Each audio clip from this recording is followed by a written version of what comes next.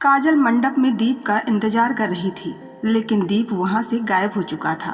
तो जमींदार साहब ने अपनी इज्जत बचाने के लिए काजल की शादी अपने बड़े भाई के बेटे नकुल के साथ कर दी।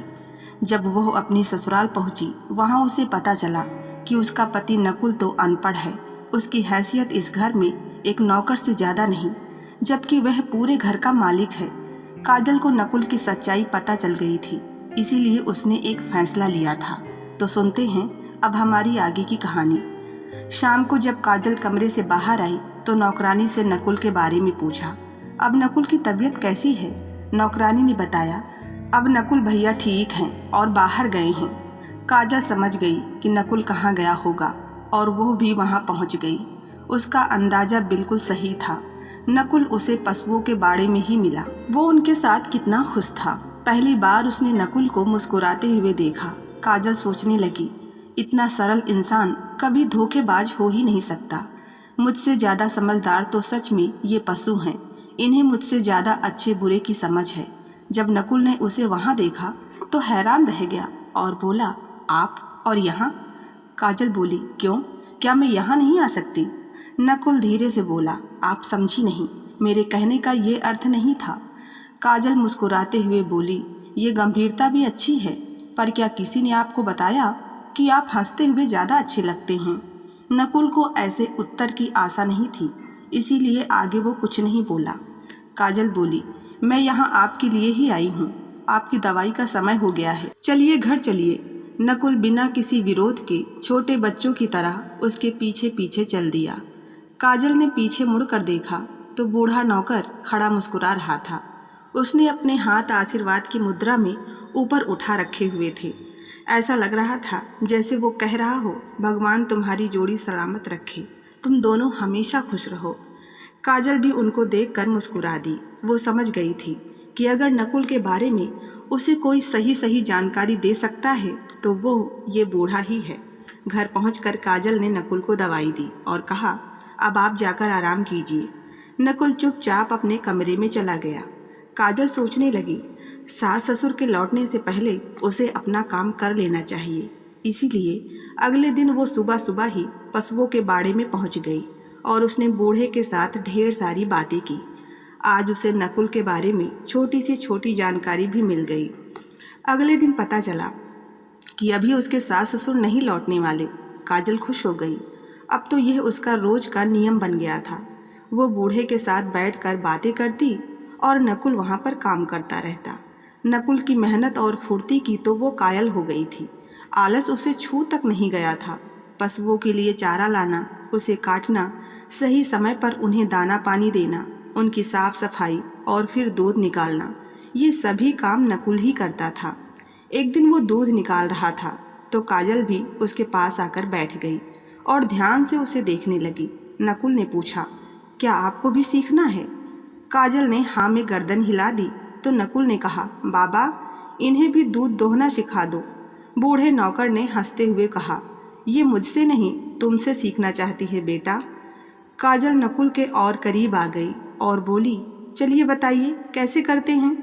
नकुल ने काजल के हाथों को अपने हाथों में पकड़ा और धीरे धीरे उसे दूध दोहना सिखाने लगा।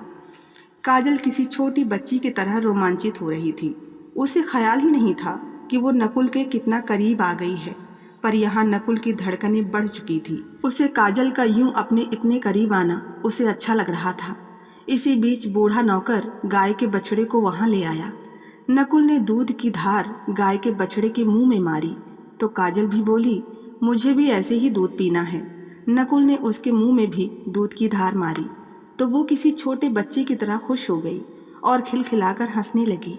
ये दृश्य देखकर ऐसा लगा जैसे नकुल बिल्कुल ठीक हो गया है।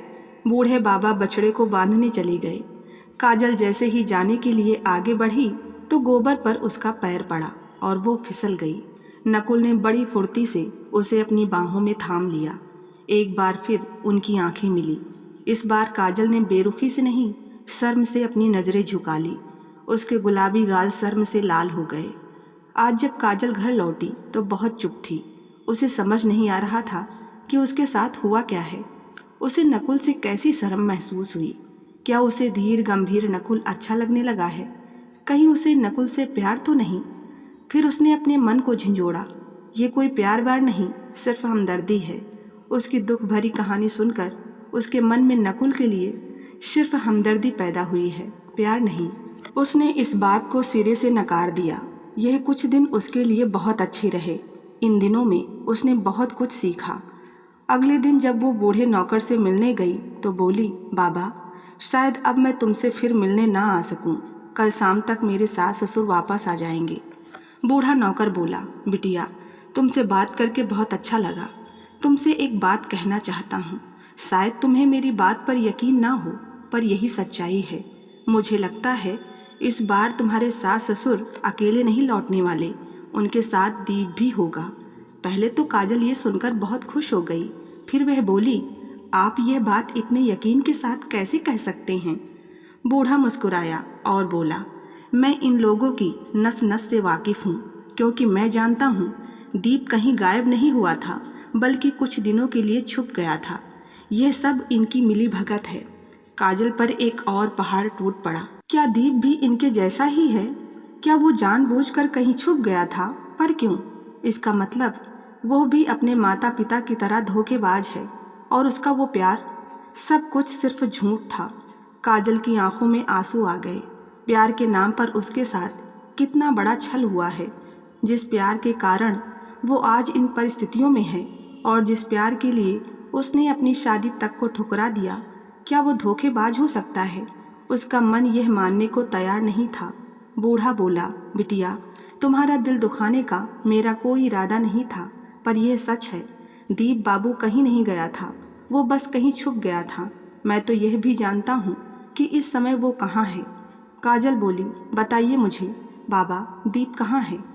बूढ़ा बोला, इस समय वो अपने पैतृक गांव में है, वहीं जहाँ तुम्हारे सास ससुर भंडारा करने गए हुए हैं। ये लोग यहाँ के नहीं हैं, इसीलिए तो इनके कुलदेवता भी यहाँ इस गांव में नहीं हैं। काजल बोली, पर यह सब किस लिए? नौकर ने बताया, पूरा गांव उनकी असलियत जानता है, इसीलिए सब के सब नकुल के साथ हैं। जब गांव वालों को पता चला कि यह अपने बेटे की शादी करने जा रहे हैं और नकुल की शादी के लिए इन्होंने अभी तक कोई प्रयास नहीं किया, तो गांव के कुछ लोग इनके घर आए और कह गए कि दीप से पहले नकुल की शादी हो जानी चाहिए, क्योंकि नकुल उससे बड़ा है। अगर आप लोगों को उसके लिए कोई लड़की नहीं मिल रही तो हम उसकी शादी खुद करवा देंगे। नकुल के माता पिता और दादी बहुत ही अच्छे इंसान थे। गांव वालों के मन में उनके लिए आज तक इज्जत और प्यार है। नकुल की हालत वो अच्छी तरह से जानते हैं, पर जब तक खुद नकुल अपने लिए आवाज़ नहीं उठाएगा तब तक कोई दूसरा क्या कर सकता है। पर पता नहीं वह तो किस मिट्टी का बना है, सब कुछ जानते समझते हुए भी चुप रहता है। लोगों में अपने लिए बढ़ता असंतोष देखकर ही इन्होंने यह चाल चली। इन्हें डर है कि कहीं गांव वाले विद्रोह न कर दें। नहीं तो तुम खुद ही बताओ, जिन माता पिता का जवान बेटा गायब हो, क्या वो चैन से बैठ सकते हैं? माँ के मुंह में तो एक निवाला भी ना जाए, और तुम्हारी सास यहाँ पकवान बनाकर खा रही है। काजल बोली, इन्हें इतना सब करने की क्या ज़रूरत थी? यह नकुल की शादी किसी अनपढ़ लड़की से भी तो करवा सकते थे, उससे तो इन्हें कोई खतरा भी नहीं होता। बूढ़ा बोला, तुम्हें क्या लगता है इन्होंने नकुल की शादी उसका घर बसाने के लिए की है? नहीं, अब जल्दी ही तुम्हारा और नकुल का तलाक होने वाला है। उसके बाद तुम्हारी शादी दीप से कर दी जाएगी। इस तरह से गांव वालों का मुंह भी बंद हो जाएगा और नकुल के मन से शादी की इच्छा खुद ब खुद समाप्त हो जाएगी। तुम्हारी सास यही तो चाहती थी कि तुम अपने पति से नफरत करो, उसे प्रताड़ित करो। तुम्हारे इस व्यवहार से नकुल बहुत दुखी है। जब नकुल खुद आगे बढ़कर शादी से इनकार कर देगा तो फिर सारी बातें ही समाप्त हो जाएंगी। तुम ये शादी चाहे मानो या ना मानो, पर वह तुम्हें अपनी पत्नी मानता है और तुम्हें प्यार भी करने लगा है। तुम्हारे जाने के बाद वो किसी दूसरी औरत को अपने जीवन में स्थान नहीं देगा, पर वो तुम्हें यह बात कभी नहीं बताएगा, क्योंकि वो नहीं चाहता उसके कारण तुम्हारी ज़िंदगी खराब हो जाए। वो जानता है तुम दीप से प्यार करती हो। जो तुम्हारी सास करती आई है उनका तो किया वो बर्दाश्त कर गया, पर तुम्हारी नफरत वो बर्दाश्त नहीं कर पाएगा। तुम ही सोचो, तुम्हें दीप बाबू से प्यार है और वो इस समय तुमसे दूर हैं, तो तुम्हारी क्या हालत है। और तुम तुम तो हर समय नकुल की आंखों के सामने रहोगी, सोचो उसकी क्या हालत होगी। माँ, बहन और दादी के बाद उसके जीवन में आने वाली तुम चौथी औरत हो। वो तुम्हें कभी नहीं भूलने वाला। काश तुम उसे समझ पाती, पर दुख की बात तो ये है कि तुम भी उसके दिल पर एक घाव देकर चली जाओगी। पता नहीं मेरे नकुल का भाग्य ही ऐसा क्यों है, जो आता है उसे दुख देने आता है। काजल ने फैसला किया, वो नकुल को अपने हक के लिए आवाज़ उठाने के लिए प्रेरित करेगी। बूढ़े नौकर ने काजल के सामने हाथ जोड़ते हुए कहा, बहू रानी, मैं तुमसे नकुल की खुशियाँ मांगता हूँ। तुमसे अच्छी पत्नी उसे मिल ही नहीं सकती। यकीन करो, वो तुमसे बहुत प्यार करता है। एक बार उसके करीब जाकर देखो तो सही। काजल ने कुछ नहीं कहा और चुपचाप घर लौट आई। आज वह बहुत बेचैन हो रही थी। उसे समझ नहीं आ रहा था कि क्या सही है और क्या गलत। उसने खुद को समझाने की कोशिश की कि बूढ़ा नौकर नकुल से बहुत प्यार करता है, हो सकता है इसीलिए वो जानबूझकर उसे दीप के खिलाफ भड़का रहा हो। पर जल्दी ही उसका भरम टूट गया जब जमींदार साहब और सुमित्रा जी दीप के साथ लौटे। दीप को देखकर उसकी आंखें बरस पड़ी। उसे समझ नहीं आया ये खुशी के आंसू हैं या गम के। उसके लौटने की खुशी मनानी चाहिए या अपने साथ हुए धोखे का गम। जिस इंसान ने शादी से पहले ही उसे इतना बड़ा धोखा दे दिया, क्या वो फिर से भरोसे के लायक है? सुमित्रा जी ने आगे बढ़कर उसके आंसू पूछे और बोली, बिटिया, ये रोने का नहीं, खुशियां मनाने का समय है। देख, तेरा दीप लौट आया है। अब कोई तुम्हारी खुशियों के बीच में नहीं आ सकता। काजल ने खुद को नियंत्रित किया और बोली, माँ, ये आपको कहाँ मिले? सुमित्रा जी बोली, बिटिया, ये बहुत लंबी कहानी है, कभी फुर्सत में सुनाऊंगी। अभी तो हम बहुत थक गए हैं और दीप को भी आराम की सख्त ज़रूरत है। दीप काजल के करीब आया और बोला, काजल, जो कुछ भी हुआ मैं उसके लिए माफ़ी चाहता हूँ, पर अब मैं लौट आया हूँ और वादा करता हूँ जल्दी ही सब कुछ ठीक कर दूँगा। उसने काजल को छूना चाहा, पर वो पीछे हट गई और बोली, दीप, इस समय मैं तुम्हारे बड़े भाई की पत्नी हूँ, तुम्हारी प्रेमिका नहीं। उनके पीछे खड़ा नकुल ये सब सुन रहा था। फिर वो अपने कमरे में आ गई। वो सोचने लगी, किस मिट्टी के बने हैं ये लोग, इतना झूठ और फरेब। अब उसे निर्णय लेना था कि वो इस घर में रहना चाहती भी है या नहीं। इतना तो पक्का था कि वो दीप से शादी नहीं करेगी, पर क्या वो नकुल से तलाक चाहती है? इस सवाल का जवाब तो वो खुद भी नहीं जानती। सारी रात काजल इस बारे में सोचती रही। नकुल ने उससे शादी करके क्या गलत किया? उसने तो उसकी और उसके माता पिता की इज्जत ही बचाई है। इस शादी में उसकी अपनी भी तो सहमति थी, वो चाहे माने या ना माने, पर समाज की नज़रों में आज वो नकुल की पत्नी है और यही उसकी पहचान है। क्या केवल इसलिए वो उसे छोड़ देगी क्योंकि नकुल पढ़ा लिखा नहीं है? क्या उसका अनपढ़ होना उसका इतना बड़ा अवगुण है? क्या फ़ायदा ऐसी पढ़ाई लिखाई का जो सही गलत की शिक्षा भी ना दे सके? वो आईने के सामने आकर खड़ी हो गई और खुद से पूछा, सच सच बताओ, क्या तुम नकुल के लायक हो? मन में कोई और शादी किसी और से? क्या कोई भी लड़का ऐसी पत्नी चाहेगा? उसकी नज़र अपने गले में पड़े लॉकेट पर गई।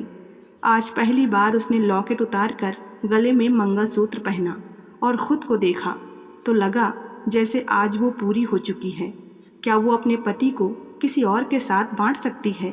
अगर नकुल की ज़िंदगी में कोई दूसरी औरत आ जाए, इस कल्पना से ही वो सिहर उठी। गलती तो दीप ने की है, फिर सजा नकुल को क्यों? इस शादी का भविष्य उसके फैसले पर निर्भर करता है और अब फैसला लेने का वक्त आ चुका है।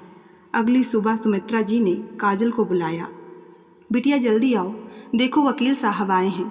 काजल ने पूछा, वकील? पर किस लिए?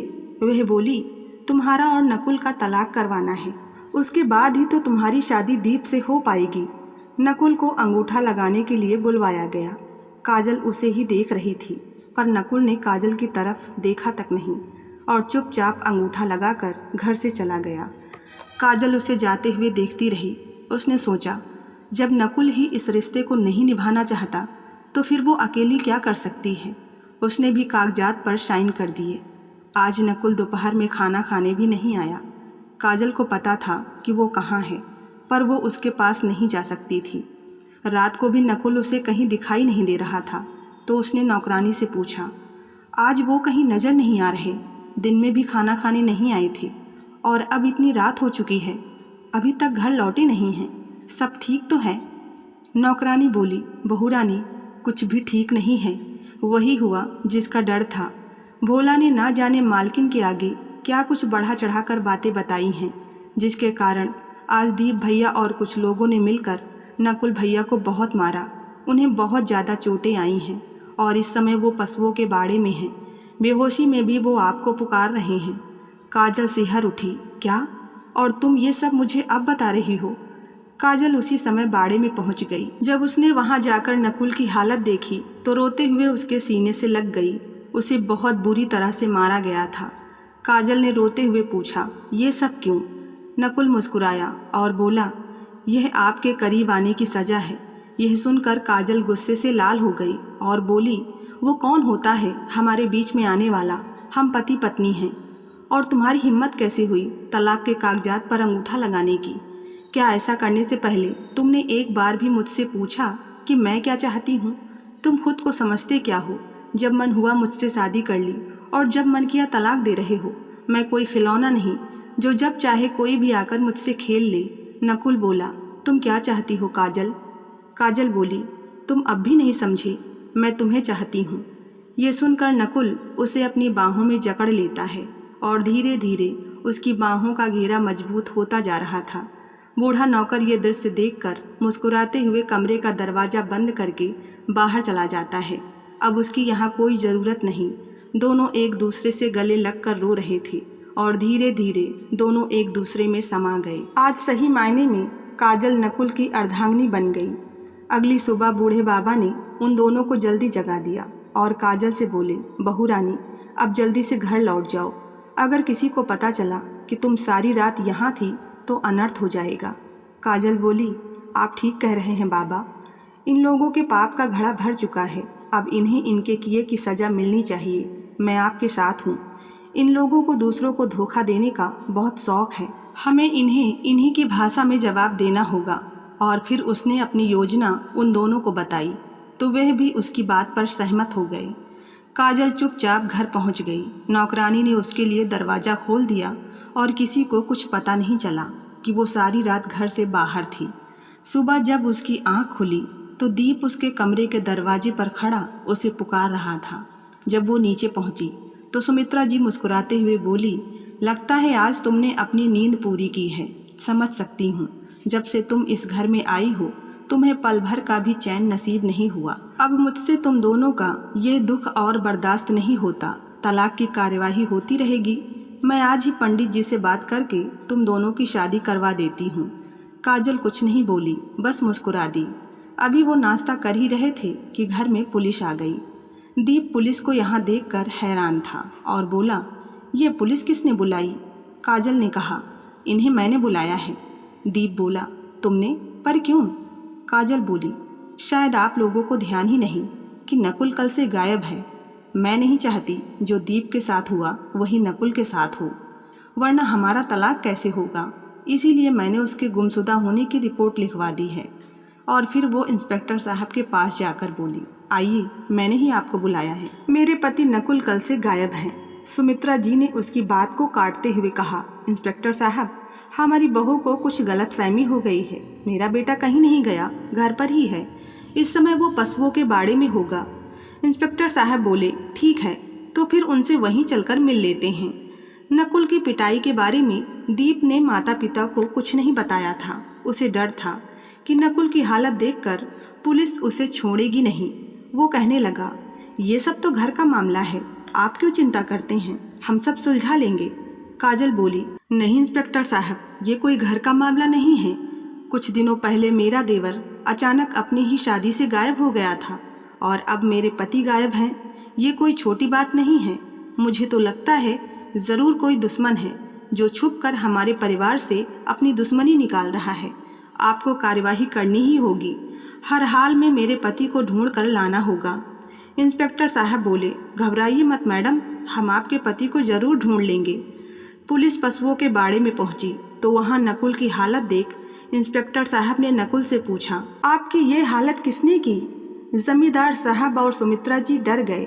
उन्हें सब समझ आ गया कि ये सब किसने किया होगा। दीप तो पहले ही गायब हो चुका था। उन दोनों ने रोने धोने का नाटक शुरू कर दिया और सुमित्रा जी नकुल के गले जाकर लग गई और धीरे से उसके कान में कहा, खबरदार, जो दीप का नाम भी लिया, तुम मुझे अच्छी तरह से जानते हो। काजल भी सब समझ गई। उसने नकुल से कहा, आपको किसी से डरने या घबराने की ज़रूरत नहीं है। इंस्पेक्टर साहब जो भी पूछ रहे हैं उसका सही सही जवाब दीजिए। नकुल कभी काजल तो कभी चाचा चाची की तरफ देख रहा था। काजल नकुल की दुविधा समझ रही थी। यह सब उसके स्वभाव के विपरीत था। वो कमज़ोर नहीं है, पर उसका कोमल हृदय है। उसके इसी सीधेपन और अच्छाई का ही तो यह लोग फायदा उठाते आ रहे हैं। पर अब बस बहुत हुआ। काजल पास जाकर नकुल का हाथ मजबूती के साथ अपने हाथ में ले लिया। जमींदार साहब और सुमित्रा जी यह देखकर एक दूसरे का मुंह देखने लगे। काजल बोली, अगर आपको कुछ हो जाता तो मेरा क्या होता? इस बार उसकी आंखों में आंसू थे और यह कोई नाटक नहीं था। उसका हृदय सचमुच रो रहा था, क्योंकि अगर नकुल को कुछ हो गया होता तो शायद वो कभी खुद को माफ़ नहीं कर पाती। उसके कारण ही तो ये सब कुछ हुआ। इंस्पेक्टर साहब ने भी आगे बढ़कर नकुल को आश्वासन दिया, आपको किसी से डरने की ज़रूरत नहीं। नकुल बोला, इंस्पेक्टर साहब, मेरे छोटे भाई दीप की मेरी पत्नी पर बुरी नज़र है। कल जब मैं यहाँ आया तो वो अपने कुछ साथियों के साथ मेरे पीछे पीछे यहाँ आ गया और ज़बरदस्ती मुझसे तलाक के कागज़ पर अंगूठा लगवाकर मेरे साथ मारपीट की। साथ ही मुझे जान से मारने की धमकी देकर गया है। सुमित्रा जी को तो जैसे अपने कानों पर यकीन ही नहीं हो रहा था। इंस्पेक्टर साहब ने काजल से पूछा, क्या आपके पति जो कह रहे हैं वह सही है?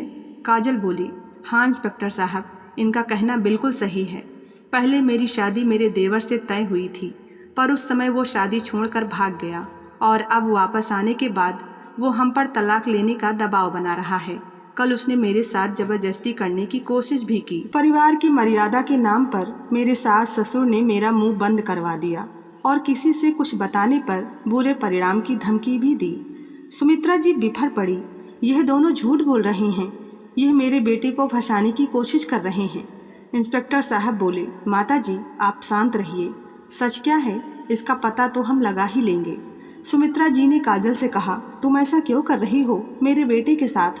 तभी उसकी नज़र पीछे खड़े बूढ़े नौकर पर पड़ी, जो खड़ा मुस्कुरा रहा था। उन्हें समझते देर नहीं लगी कि काजल को सारी सच्चाई पता चल चुकी है। इंस्पेक्टर दीप को पकड़ने का आश्वासन देकर चले गए। तब सुमित्रा जी बोली, मानती हूँ हमने जो किया वो गलत था, पर अब हमें अपने किए पर बहुत पछतावा है। हमें माफ़ कर दो। गलती तो हमने की है, फिर उसकी सज़ा दीप को क्यों? तुम जो कहोगी हम वो करने को तैयार हैं। नकुल का सब कुछ उसे लौटा देंगे, बस केस वापस ले लो। तभी जमींदार साहब बोले, इनके आगे गिड़गिड़ाने की ज़रूरत नहीं है, अभी उनकी अकड़ बाकी थी। वो बोले, दीप को तो हम झंझट से बाहर निकाल ही लेंगे लड़की, पर उसके बाद तुम्हारा क्या होगा सोच लेना। यह दुश्मनी तुम्हें बहुत महंगी पड़ेगी। दोनों पैर पटकते हुए चले गए। बूढ़े बाबा ने कहा, बिटिया अब क्या होगा? यह लोग दीप को छुड़ाने में पूरी जान लगा देंगे। काजल बोली, घबराइए मत बाबा, यह लोग चाहे जितनी ही कोशिश कर लें, सज़ा तो उसे होकर ही रहेगी। बस हमें कमज़ोर नहीं पड़ना है। शुरुआत इन्होंने की थी, पर अंत हम करेंगे। बूढ़े बाबा बोले, अब आपका घर जाना सुरक्षित नहीं, तुम दोनों को डरने की ज़रूरत नहीं है। चलो मेरे घर चलो। काजल बूढ़े बाबा के साथ उसके घर चली गई और नकुल सरपंच से मिलने। अब वो भी अपने हक के लिए लड़ने को पूरी तरह से तैयार था। इधर जमींदार साहब पूरी कोशिश कर रहे थे इस मामले को रफा दफा करवाने की, पर उन्हें क्या पता था कि उनकी मुसीबतें कम होने की बजाय बढ़ने वाली हैं। अब मामला पंचायत में पहुंच चुका था और गांव वाले तो पहले ही उनके खिलाफ थे। उन्हें तो एक अवसर की तलाश थी। पूरा गांव नकुल के साथ खड़ा था। पुलिस को तो वो किसी तरह संभाल लेते, पर पंचायत, यह सच में ज़्यादा बड़ी मुश्किल थी। पंचायत हुई, दोनों पक्षों को सुना गया। यहाँ सबसे महत्वपूर्ण थी काजल की गवाही। उसने कहा कि वो अपने पति के साथ खुश है, पर उसके सास ससुर जबरदस्ती उसका तलाक करवाने पर तुले हुए हैं। वह बोली, हम यहाँ इस पंचायत में न्याय की आस लेकर आए हैं। आप सब जानते हैं कि दीप किस तरह शादी छोड़कर भाग गया था, और उस समय अपनी झूठी इज्जत बचाने के लिए जमींदार साहब ने नकुल से मेरी शादी कराने का प्रस्ताव रखा था। आप सभी बड़ों के आशीर्वाद से यह शादी उस समय संपन्न हुई थी। मैं चाहती हूँ आज भी आप सही फैसला करें। हम दोनों एक दूसरे के साथ बहुत खुश हैं और मैं अपने पति से अलग होना नहीं चाहती। फिर ये क्यों हमारी शादी तोड़ने पर तुले हुए हैं? मेरे पति की जान खतरे में है। या तो आप हमारे साथ न्याय कीजिए, नहीं तो मैं मर जाना पसंद करूंगी। बूढ़े नौकर और बाकी कुछ लोगों ने भी गवाही दी कि उन्होंने अपनी आंखों से दीप को नकुल के साथ मारपीट करते देखा है। अगर वह बीच बचाव के लिए नहीं आते तो शायद वो नकुल को जान से ही मार देता। जमींदार साहब और सुमित्रा जी ने बहुत कोशिश की यह साबित करने की कि दीप शादी छोड़कर नहीं भागा था। उसके गायब होने के पीछे नकुल का हाथ था, पर वह कुछ साबित नहीं कर सके क्योंकि काजल उनके साथ नहीं थी। सच्चाई वो बता नहीं सकते थे और झूठ चला नहीं। पंचायत ने अपना फैसला सुनाया। इस पूरे घटनाक्रम में केवल और केवल जमींदार साहब के परिवार की गलती है। इसीलिए पंचायत उन्हें जल्दी से जल्दी ये गांव छोड़ने का हुक्म सुनाती है। वैसे भी वे यहाँ नकुल के संरक्षक के रूप में आए थे। अब नकुल बड़ा हो चुका है और अपने फैसले लेने में सक्षम है। और रही बात दीप की, तो उसे सजा पुलिस देगी। ये फैसला सुनकर सुमित्रा जी रोते हुए नकुल के पास पहुंची और उसके सामने गिड़गिड़ाने लगी। बेटा, तुम तो सारी सच्चाई जानते हो। नकुल को फंसाया जा रहा है। वह तुम्हारा छोटा भाई है। उसकी गलतियों के लिए मैं तुमसे माफ़ी मांगती हूँ। उसे माफ़ कर दो। हमें तुमसे कुछ नहीं चाहिए। हम सब कुछ छोड़कर यहाँ से चले जाएंगे। बस मेरे बेटे को अकेला छोड़ दो। यह देखकर नकुल का मन पिघल गया और वो काजल की तरफ देखने लगा। काजल बोली, इन लोगों के मगरमच्छ जैसे आंसुओं पर मत जाइए। तुमने इन्हें माफ़ करने की सोची भी तो मैं तुम्हें छोड़कर चली जाऊंगी। तभी किसी ने आकर बताया कि दीप को पुलिस पकड़ चुकी है। यह सुनकर सुमित्रा जी धड़ाम से जमीन पर गिर गईं। काजल ने कहा, पंचायत ने आप लोगों को कुछ भी सजा नहीं दी। आपकी सच्ची सजा यही होगी कि आप अपने बेटे के लिए तड़पो। वह नकुल का हाथ पकड़कर अपने पति के घर वापस पहुंच गई। तो बस इतनी सी थी ये कहानी। दोस्तों, आपको ये कहानी पसंद आई हो तो वीडियो को लाइक सब्सक्राइब करना ना भूलें। मिलते हैं नई कहानी के साथ। तब तक के लिए धन्यवाद।